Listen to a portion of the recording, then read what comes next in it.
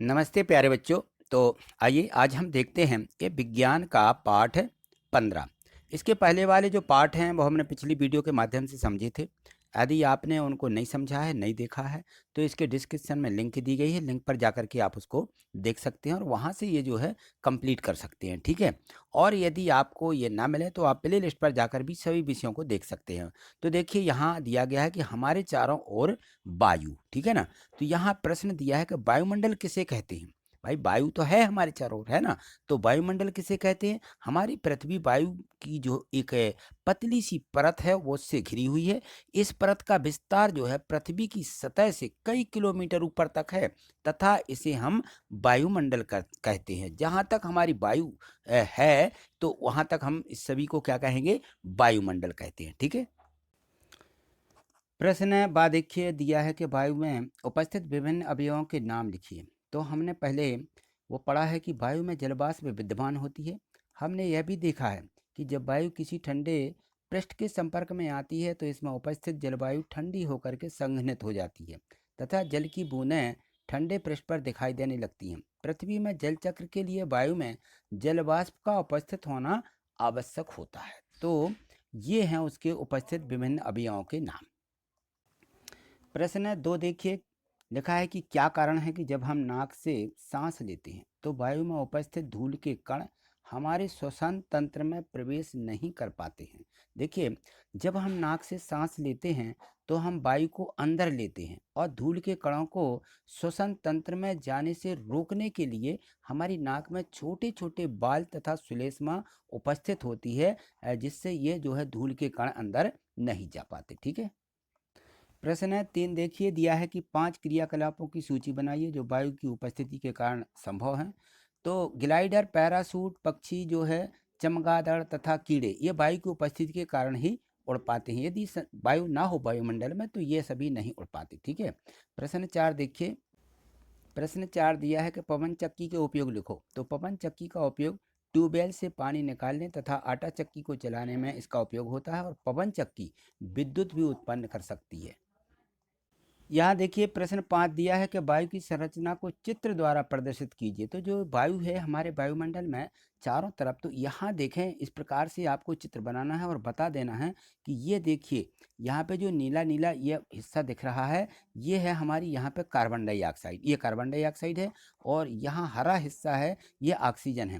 तो यहाँ देखें तो कार्बन डाइऑक्साइड तो बहुत कम मात्रा में होती है लेकिन ऑक्सीजन जो है 21% यहाँ पर ऑक्सीजन है और 0.4 में जो है हमारी कार्बन डाइऑक्साइड होती है और अन्य गैसें जो हैं इसी कार्बन डाइऑक्साइड में मिली रहती हैं, जो कि 0.96% इसमें अन्य गैसें भरी हुई हैं। और देखिए जो यहाँ पे नाइट्रोजन है, ये पूरा चक्र जो दिख रहा है ये देखिए पीला पीला, इसमें क्या है पूरी 78% क्या है ये नाइट्रोजन है। ये पूरे वायुमंडल में ये सारी नाइट्रोजन भरी हुई है। तो इस प्रकार का हमें एक चित्र यहाँ पे बना देना है, ठीक है। चलिए आगे देखिए, यहाँ देखिए प्रश्न 6 है कि क्या कारण है कि जमीन के अंदर रहने वाले जीव भारी वर्षा के समय पर ही जमीन से बाहर आते हैं। जब भारी वर्षा होती है तभी वो बाहर निकलते हैं, अन्यथा वो पृथ्वी के अंदर ही रहते हैं। तो उसका क्या कारण है। तो यहाँ देखिए इसमें जो है मिट्टी के जो जीव रहते हैं, है ना, मिट्टी के अंदर रहते हैं। तो गहरी मिट्टी में बहुत से मात तथा छिद्र बना लेते हैं। जो मिट्टी रहती है उसके अंदर वो छिद्र बना लेते हैं और इन छिद्रों द्वारा वायु के अंदर बाहर जाने के लिए जगह उपलब्ध हो जाती है। लेकिन जब भारी वर्षा होती है तो क्या होता है, इन छिद्रों एवं इन मादों में वायु की जगह पानी भर जाता है, इसलिए वे सांस लेने में जमीन के छिद्र के बाहर आ जाते हैं, ठीक है। यहाँ देखिए प्रश्न 7 है कि आप कैसे सिद्ध करेंगे कि पानी में वायु घुली होती है। तो देखिए हम देखते हैं कि ये बुलबुले पानी में घुली हुई वायु के कारण ही बनते हैं। देखें जब बरसात होती है तो पानी के बुलबुले उठते हैं। जब आप पानी गर्म करते हैं तो घुली हुई वायु के बुलबुले बुलबुलों के रूप में वह बाहर आती है।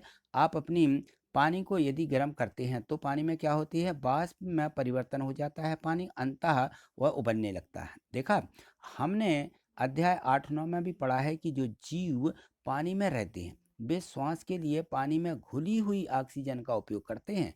जो जीव गहरी मिट्टी के अंदर रहते हैं उन्हें भी सांस लेने के लिए ऑक्सीजन की आवश्यकता होती है।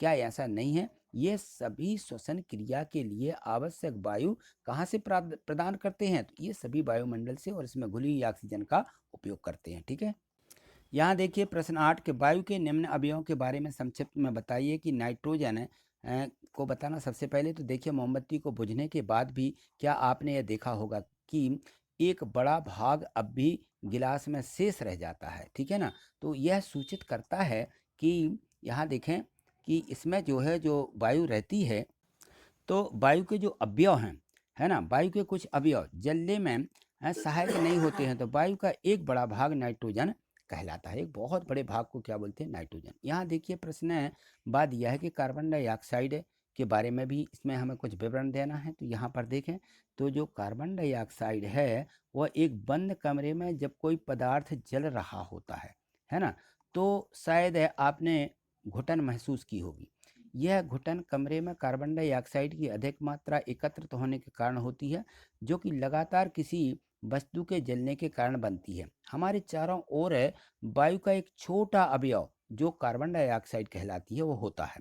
यह सलाह दी जाती है कि फसलों के अवशेष और सूखी पत्तियों को नहीं जलाना चाहिए, क्योंकि इससे वायु का प्रदूषण होता है। ठीक है, ये प्रश्न 9 दिया गया है कि वायुमंडल में गैसों के आदान प्रदान में पौधे तथा जंतु एक दूसरे की किस प्रकार सहायता करते हैं, तो ये बताइए। तो यहाँ देखिए हमने अध्याय 7 में प्रकाश संश्लेषण के बारे में पढ़ चुके हैं।